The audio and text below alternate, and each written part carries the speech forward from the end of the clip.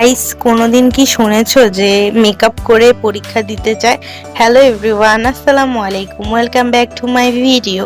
আজকে আমি অনার্স ভর্তি পরীক্ষা দিতে যাব। তো এই তো আমি মেকআপ করে নিতেছি। আমার মেকআপ দেখে আমার আম্মু বলতেছে যে আজকে কি ক্যামেরাম্যানরা আসবে নাকি আমাদের যেখানে পরীক্ষা দিতে যাব, তাহলে আমার ক্যামেরাম্যান প্রশ্ন জিজ্ঞেস করবে। তা আমি এটা শুনে হাসতেছিলাম। ওই দিন আমার মেকআপটা অনেক সুন্দর হয়েছে। এরপরে আমি মাস্কারা একটু দিয়ে নিতেছি। এবার লিপস্টিকটা দিছি, লিপস্টিকটা এত সুন্দর লাগতেছিল, অনেক প্রিটি লাগতেছিল।